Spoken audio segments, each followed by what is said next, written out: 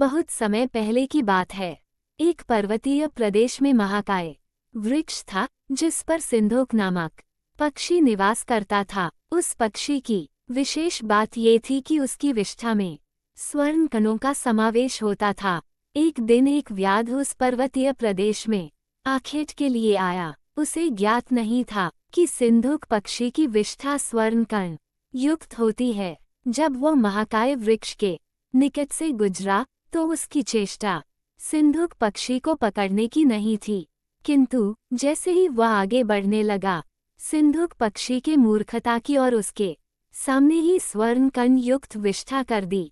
स्वर्ण कण युक्त विष्ठा देखते ही व्याध में लोभ आ गया और जाल डालकर उसने सिंधुक पक्षी को पकड़ लिया।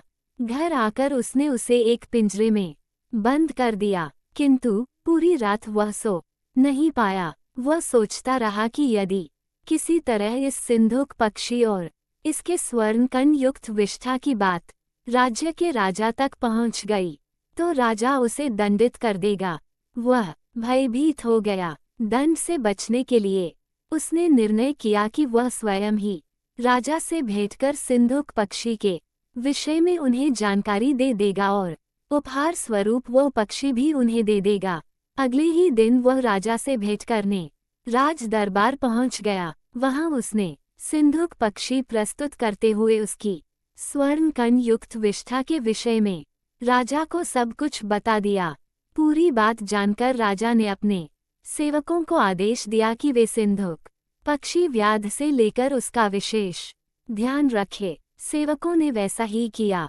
उस समय दरबार में राजा का मंत्री भी उपस्थित था और ये सारा घटनाक्रम देख रहा था। उसे व्याध की बातें मूर्खतापूर्ण लगी। उसने राजा को परामर्श दिया कि ऐसी अनर्गल बातों पर विश्वास करना आपको उपहास का पात्र बना देगा, इसलिए व्याध की बातों में न आए। राजा ने मंत्री की सलाह मान ली और सेवकों को आदेश दिया कि सिंधुक पक्षी को स्वतंत्र कर दिया जाए। सेवकों ने आदेश का पालन करते हुए सिंधुक पक्षी को छोड़ दिया। पिंजरे से बाहर निकलने के बाद सिंधुक पक्षी उड़कर राजमहल के प्रवेश द्वार पर बैठ गया और वहां से जाने के पूर्व पुनः स्वर्ण कण युक्त विष्ठा कर गया। जाने के पूर्व उसने कहा, पूर्वं तावदा मूर्खों द्वितीय पशबंध्या ततो राजा च मंत्री च सर्वं वै मूर्खमंडलम। अर्थात सबसे पहला मूर्ख मैं था जिसने व्याध के समक्ष विष्ठा करके अपनी मूर्खता का परिचय दिया। दूसरा मूर्ख व्याध था जिसने व्यर्थ के भय में उसे राजा के सम्मुख प्रस्तुत कर दिया। तदोपरांत राजा और मंत्री तो मूर्खों के मूर्ख निकले जिन्होंने व्याध के कथन पर विश्वास न कर उसे छोड़ दिया।